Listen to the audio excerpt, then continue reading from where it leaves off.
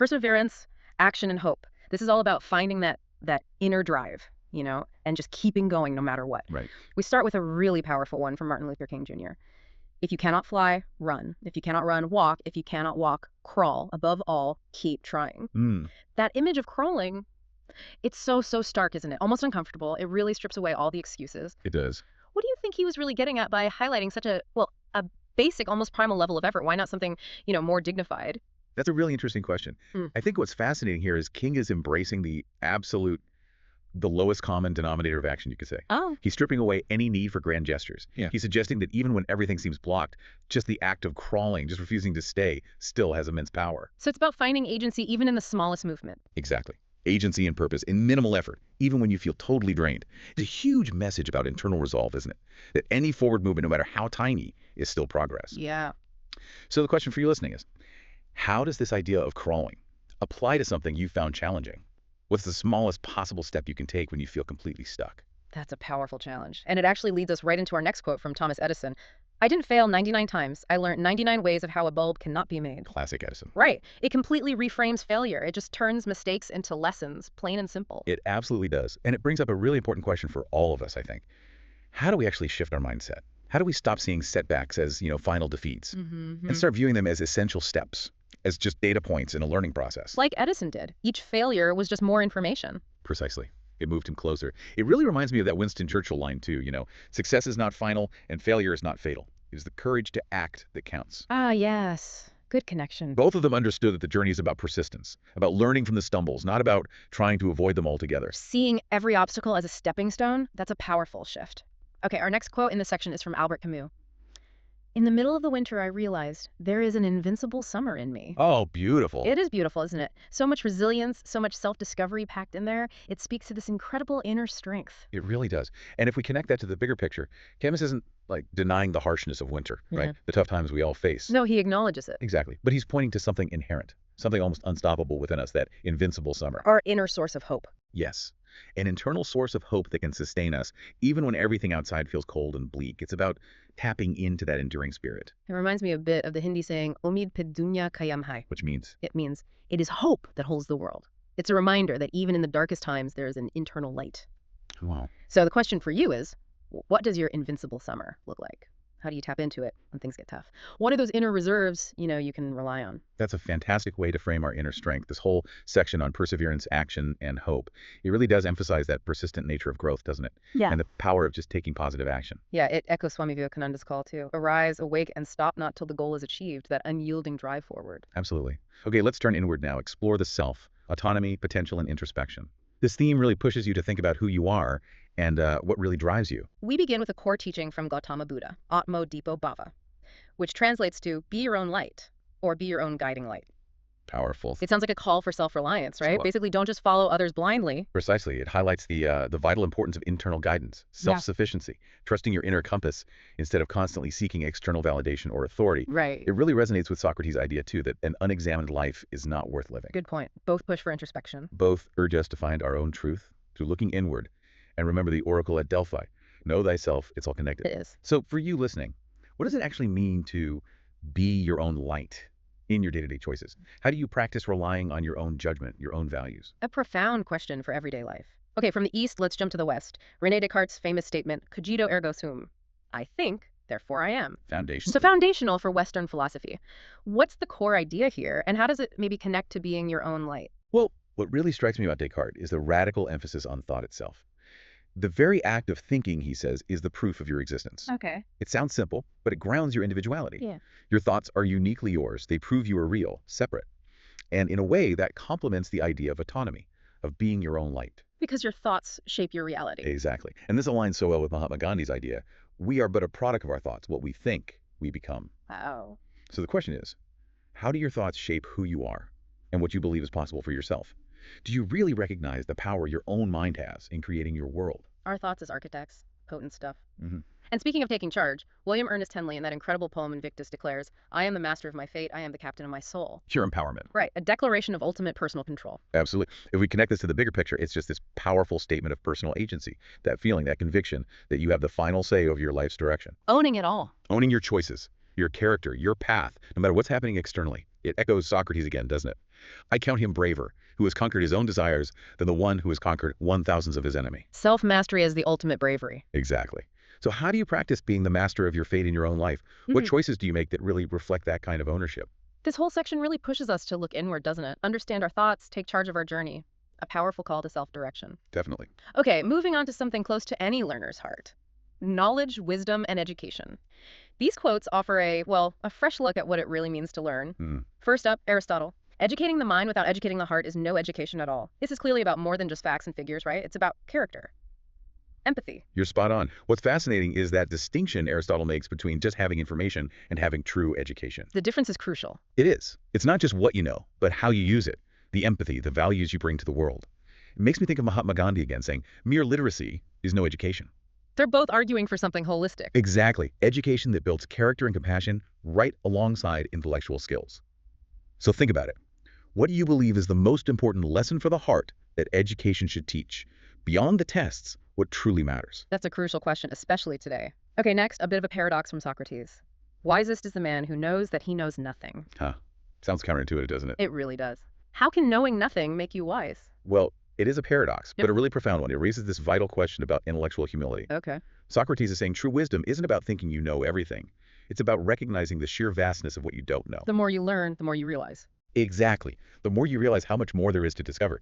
It's about staying open, staying curious, not reaching some final destination of knowing it all. It connects to that idea, the more knowledge you gain, the less knowledgeable you become in an absolute sense. Right, because the scope of the unknown just keeps expanding. Precisely. And there's that ancient Tamil text, the Thirukural, Petrathu Kamanasavu Kaltathu Uzagalavu. What you know is a fistful of sand. The unknown is the whole world. Wow. Humbling. Isn't it? So for you, when have you personally realized the limits of your own knowledge? And what did that experience teach you about learning itself? That humility is definitely key to wisdom. Reminds us to always stay curious. Okay, for our last quote in this education section, a powerful modern voice, Malala Yousafzai. With guns, you can kill a few terrorists, but with education, you can kill terrorism. Such a strong statement. It really is. And this isn't just about personal growth anymore, is it? Not at all. If we connect this to the bigger picture, Malala is highlighting education as a fundamental force for societal change, for peace. What's that? Well, it's about fostering the kind of understanding, the critical thinking that builds tolerance, helps resolve conflicts, and ultimately eradicates the roots of violence and hatred. It's a long-term investment in humanity itself. Education as a tool for a better world. Exactly. It really makes you consider, how can your education, whatever form it takes, be a force for positive change around you? What societal issues could it potentially help address? This theme really drives home that education is this continuous journey, right? Humble learning, intellectually and emotionally, shaping not just us as individuals, but our whole society. Well said. Okay, let's shift our focus outwards now to society, justice, and governance.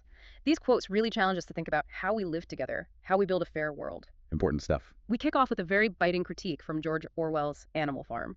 All animals are equal, but some animals are more equal than others. Oof. Still hits hard today. It does, doesn't it?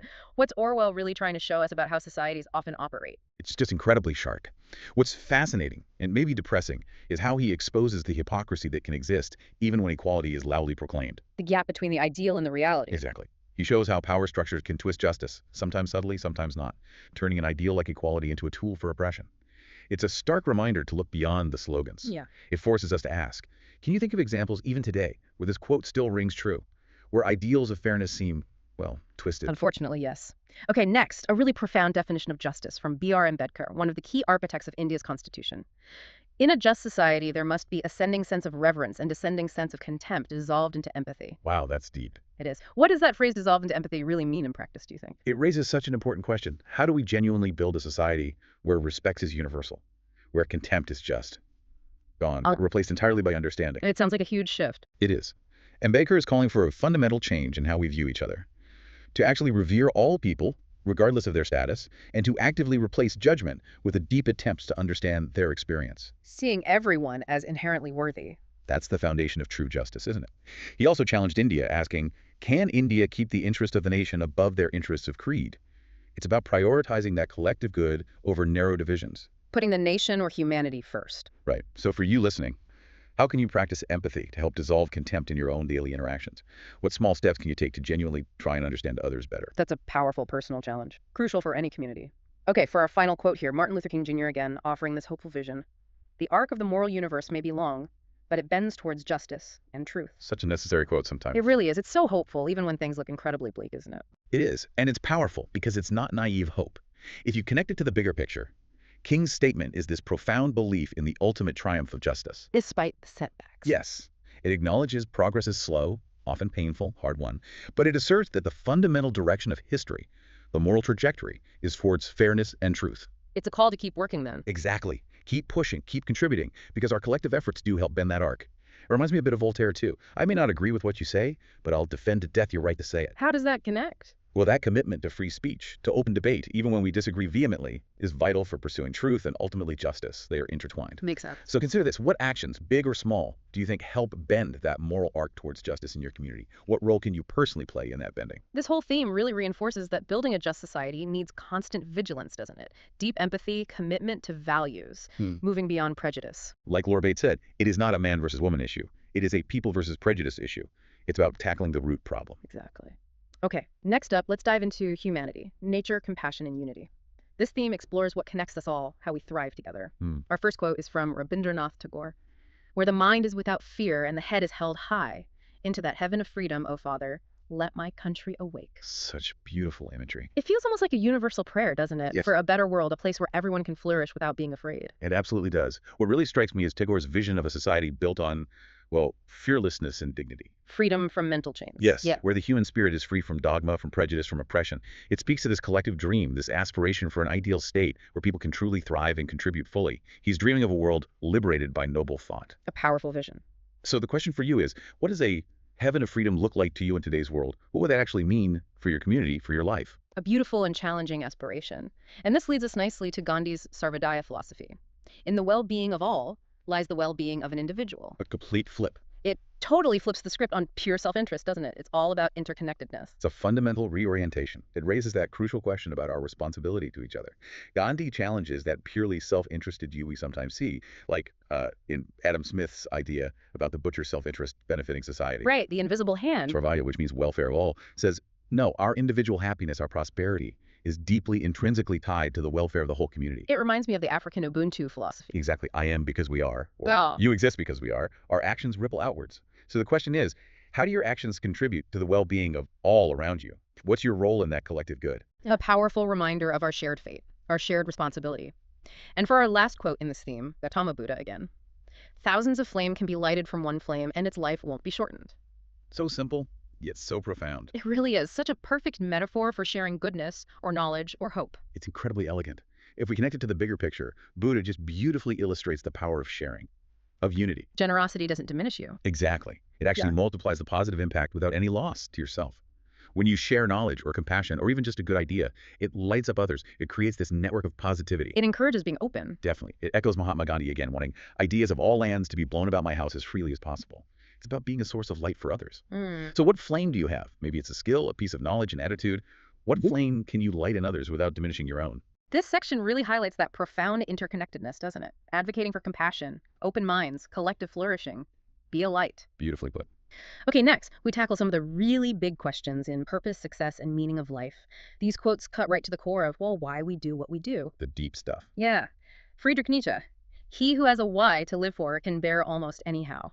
This implies that having a strong purpose is key to resilience. It's absolutely a cornerstone. What really strikes me here is Nietzsche's laser focus on knowing your why, your core motivation, your reason for being. Their internal compass. Exactly. Understanding that purpose provides incredible resilience. It makes even the hardest circumstances, the toughest hows, bearable because you have that profound sense of direction anchoring you. It keeps you going. It does. So, for you, what is your why? What is that fundamental purpose that helps you navigate challenges and keeps you moving forward? A deeply personal, foundational question. Okay, next from Ralph Waldo Emerson, a quote that completely redefines success. To know that even one life has breathed easier because you have lived, this is to have succeeded. Changes everything, doesn't it? It really does. It's not about fame, fortune, status. No. This raises that crucial question about the true measure of life. Emerson suggests real success isn't found in what you accumulate for yourself, but in the positive impact you have on others. Like that idea from Sunamurti. Yes. Live our life like an unassuming flower who all his life spreads her fragrance all around it. It shifts the focus entirely from getting to giving. Wow. So how do you define success? And thinking about Emerson's definition, what kind of positive impact do you hope to leave on the world? What mark do you want to make on others' lives? A wonderful way to think about our legacy. And for our final quote in this theme, Robert Frost's iconic lines, Two roads diverged in a wood, and I took the one less traveled by, and that has made all the difference. So famous because it resonates so deeply. It does. It speaks to that universal experience of making choices that define who we are. It's incredibly relatable. And if we connect it to the bigger picture, Frost's poem is this powerful statement about individual choice, isn't it? About authenticity, about the courage to forge your own unique path, especially when it's not the easy or obvious one. Choosing your own way. Right. It's not just about solving life's problems, but truly experiencing life, like Søren Kierkegaard suggested. Life is not a problem to be solved, but a reality to be experienced. Embrace the journey you carve out. Makes sense. So when have you taken the road less traveled by? What unique path have you chosen, and what difference did it make in your life? This section really wraps up by highlighting that a meaningful life seems to be defined by purpose, by positive impact, and by the courage to live authentically, doesn't it? I think so. Purpose, impact, authenticity. Now let's explore truth, perspective, and reality. These quotes really make us question what we think we know, how we see the world. Getting philosophical? A little. We start with the Jaina principle of Anekantavada. It's a concept about the many-sidedness of reality. The principle basically states, there are many aspects of truth, and we know only a partial side of it. Such a powerful idea. It is the idea that our view of truth is always incomplete. What really strikes me here is the profound humility baked into this concept. It teaches us that truth isn't singular, it's multifaceted. Like the famous story of the blind man and the elephant. Exactly. Each person touches only one part, the leg, the trunk, the tail, and describes something completely different. Yet each description is partially true based on their limited experience. So it encourages openness. Definitely. Openness to other viewpoints and a willingness to understand that our own perspective is just one piece of a much larger puzzle. Everyone's partial truth contributes something. Okay. So, for you, how does understanding this idea of partial truth change the way you approach disagreements or different opinions? Does it maybe encourage more listening, less certainty? That humility is so vital, especially today. And speaking of openness, Mahatma Gandhi declared, I don't want a house which has closed walls and windows. I want ideas of all lands to be blown about my house as freely as possible. Love that image. Me too. It's not just about physical spaces, is it? It's about intellectual openness, a mindset. Exactly. It raises that important question about how we build our own understanding. To truly grasp reality and truth, Gandhi says, we have to welcome diverse ideas, even the ones that challenge our current beliefs or come from totally different cultures. An open mental house. Yes, a mind constantly exposed to and willing to learn from the world's incredible richness of thought.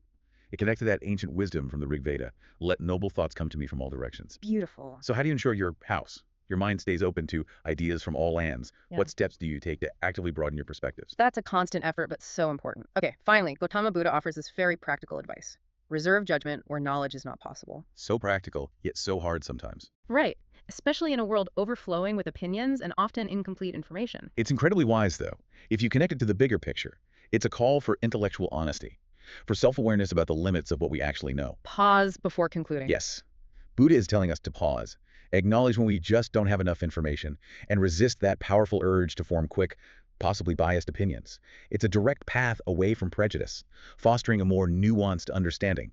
It aligns with that Jain philosophy of Sadvada, too, that we're all experiencing the same thing, just perceiving it differently. Makes sense. So for you, when might reserving judgment be particularly helpful in your life?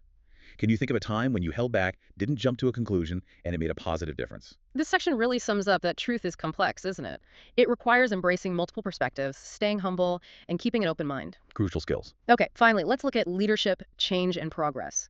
These quotes inspire us to be agents of change, each in our own way. Let's do it. George Bernard Shaw famously said, while the reasonable man adapts himself to the world, the unreasonable man adapts the world to himself. Therefore, all progress depends upon the unreasonable man.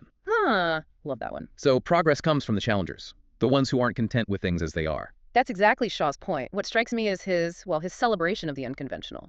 The disruptors. The unreasonable ones. Yeah, he's saying progress doesn't come from just accepting the status quo.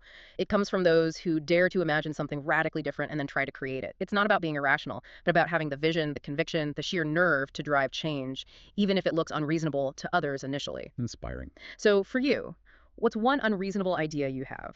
Something that, if realized, could lead to positive change in your community, your work, your life? An inspiring challenge to embrace our inner disruptor. And then we have this timeless African proverb.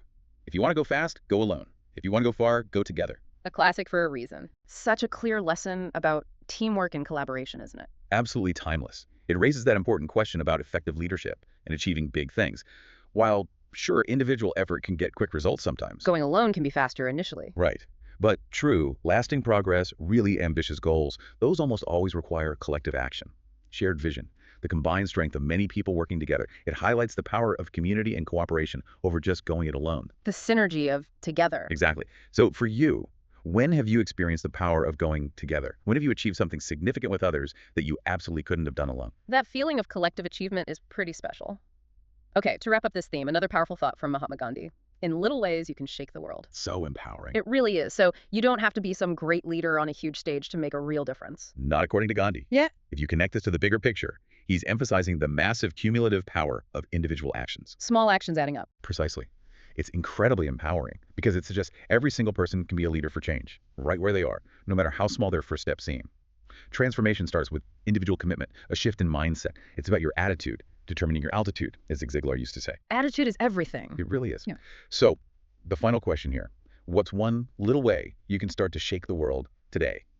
Right now, right where you are. This segment really concludes by reminding us that leadership isn't monolithic, is it? It comes in countless forms. And both that individual, sometimes unreasonable vision and collective action are absolutely crucial for making meaningful progress. We can all be agents of change. Absolutely. Every single one of us. Wow, okay, what a journey through wisdom. We've covered so much ground today, exploring insights from all over, different times, different cultures. Let's try and quickly hit the highlight, like a rapid fire review maybe, to help these ideas really stick. Great idea. Let's activate that active recall for everyone listening. Perseverance.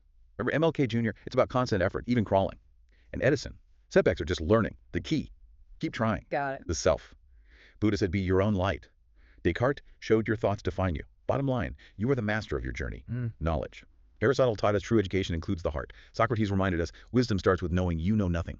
It's a humble, ongoing journey. Society. Orwell warned about twisted equality. Ambedkar showed justice needs empathy to dissolve contempt. And MLK Jr. gave us hope. The moral arc bends towards justice, humanity. Yeah. Tagore envisioned a heaven of freedom. Gandhi's Sarvodaya stressed we're all connected, our well-being is tied together. And Buddha, sharing light only multiplies it. Interconnectedness. Purpose. Nietzsche said a strong why helps bear any how. Emerson redefined success as positive impact. And Frost encouraged taking that road less traveled. Find your path. Authenticity. Truth. Jainism taught us truth is multifaceted. Anekantavada. Gandhi urged us to keep our minds open to all ideas. Yeah. Buddha advised reserving judgment when you don't know. Stay humble, stay open. Okay. Leadership. Shaw celebrated the unreasonable changemaker. The African proverb reminded us, go together to go far. And Gandhi empowered us, even in little ways you can shake the world. Fantastic recap. So really think of these quotes not just as, old sayings, think of them as tools. Yeah, practical tools. Tools you can pick up and use in your own life. Maybe when you're facing a tough decision or writing something or even just, reflecting over coffee. They're here to spark your thinking, guide your path. Exactly. This deep dive has really shown, I think, that these profound insights, they're all around us, just waiting to be discovered and, more importantly, applied to our lives today. We really hope these words spark your curiosity and empower your thinking in some new ways. And maybe leave you with this thought to chew on. S. Radhakrishnan said, the best teachers are the ones who teach us to think for ourselves. So, reflecting on everything we've discussed, which of these quotes has most genuinely challenged you to think differently? And how might that new way of thinking actually change your next decision? A powerful thought to carry with you. Thank you so much for joining us on this deep dive into timeless wisdom. Keep exploring, keep questioning, and keep connecting these powerful ideas to your own unique journey.